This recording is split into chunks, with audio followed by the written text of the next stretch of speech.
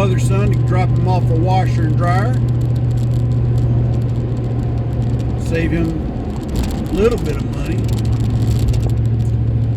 But anyway, cold morning down here in Robeson County, North Carolina. My little thermostat in the truck says it's about 35 degrees outside. And I got my new Blue J&L Academy fleece jacket on. I got yesterday from Queensboro.com. Got some other swag for that. I'll post that I'll show that off on the other channel here in the near future.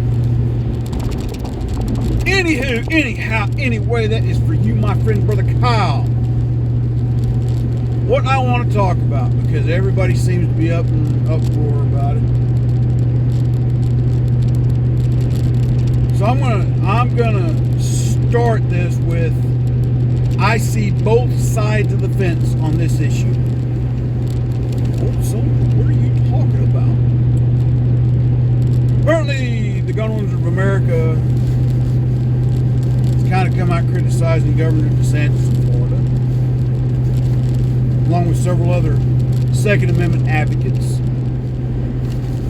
about an upcoming event I guess the governor's supposed to come to speak at, something of that nature. I don't have all those details. And the venue, I don't know if it's the venue, if it's the governor's office, the governor's security team. I got to dig a little more in that. But anyway, it's come out that supposedly, allegedly, the governor stated that if people are allowed to carry concealed weapons or carry firearms, period, at the event, he will not attend. And everybody, well, Governor DeSantis, you say you're pro-Second Amendment. You okay. So here's where Old Soldier sits on this. I get it, because he, during after Hurricane Ian come through, he told people in Florida, don't go looting, because Florida is a two-way state. You might get yourself shot trying to loot somebody's home or business. Many of the county sheriffs down there support the Second Amendment. But I'm going to ask a question. What if this was a pro-Second Amendment president? I can tell you right now, nobody's going to get within 2 miles of him with a weapon. Okay?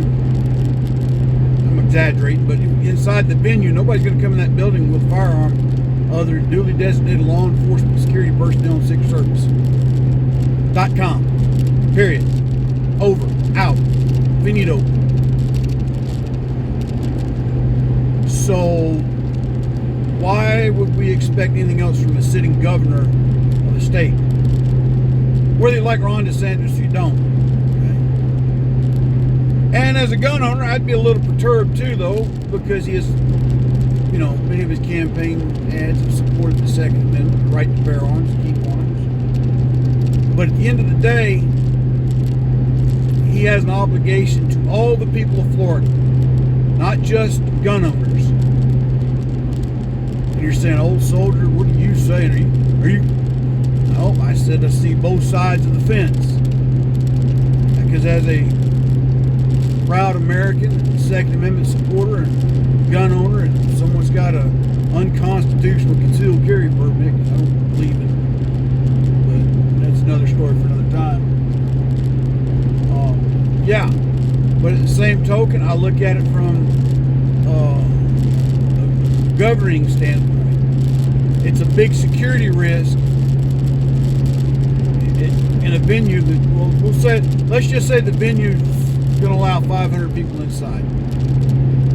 That's an extreme security risk to have potentially 500 armed people in there. And you're saying, well, so they're all Second Amendment supporters there. They're not going to do nothing stupid. Let's back up a minute. Let's go back to Charlottesville, Virginia for a second, where we know that there's evidence that people were paid to stir up trouble at that event. Some pretending to be white supremacists, some pretending to be Black Lives Matter activists. At the end of the day, the evidentiary chain, even though nobody will pursue it, points to the fact they're all paid by the same person or persons to stir up trouble and controversy. So you're saying, well, so what's got to do with Governor Sanders going to this event and letting people come in with their firearms if they got a legal concealed carry permit?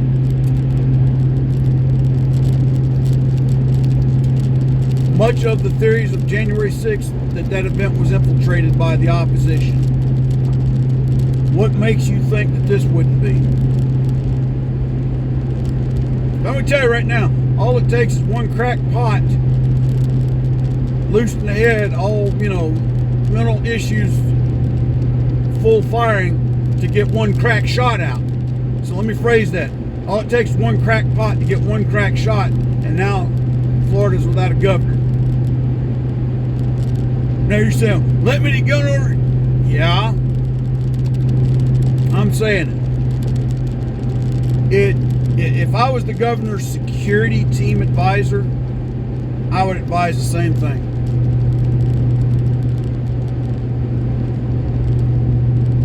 And again, at the end of the day, I don't think that Governor DeSantis is not a Second Amendment supporter, but at the same token, he has a reasonable concern for his safety because of the position he holds in Florida, because he owes it not just to his family, but to all the Floridians that elected him and those that didn't elect him, because he still represents them at the end of the day. And as much as this pains me to say,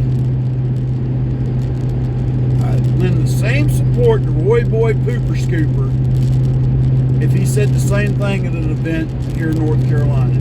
And I despise that man with every fiber of my being. And he's still the governor of North Carolina. How, I don't know. Legally, I believe. But, hey, YouTube auditors, go eat a bag of Peckerwoods, okay? Because, my opinion, I'm opining how I believe Governor Cooper stayed in office. It's an opinion. I'm not stating factual evidence, YouTube auditors. So, again, kiss my fourth point of contact. For those of you who don't know what that is, ask a paratrooper in the United States military. They'll tell you what your fourth point of contact is. But again, so I see both sides of the fence, okay? So my personal opinion is that some of the criticism that the governor's getting is, I believe, is unwarranted. Now, if you disagree with me, that's fine. Disagree with me. Guess what? We don't always have to agree and still be friends, folks. Because I'm also looking at it from a military standpoint. One second. Because when I was in the Army, I've had to attend several VIP events.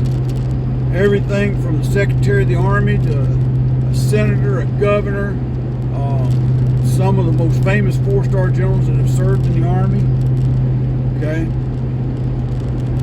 Especially in country.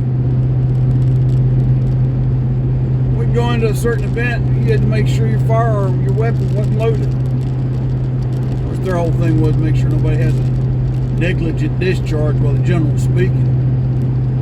But you get, case example, Mosul, Iraq, 2004, I believe, might have been 5.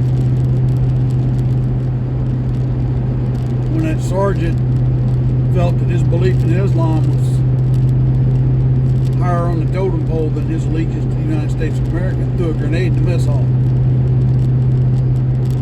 So I want you to think about that, folks, before you criticize the governor's office for making that comment. And I've seen the other arguments that, well, I've been to events where I get wanted and they send me over to see the sheriff's deputy, and the sheriff says, well, have you been drinking? No, sir. We'll enjoy the event. Okay. That's a totally separate issue. Well, how can it be? It's just a totally separate issue. That's a venue that, they left in the hands of law enforcement, I guess, and they made the determination if you hadn't been drinking, you're carrying, you're fine. You're good to go. I'll tell you, some places in the United States, if they serve alcohol, you're not allowed to carry. Okay? Some places they don't care. But some states they do. They restrict carrying firearms. And people, prone to drink.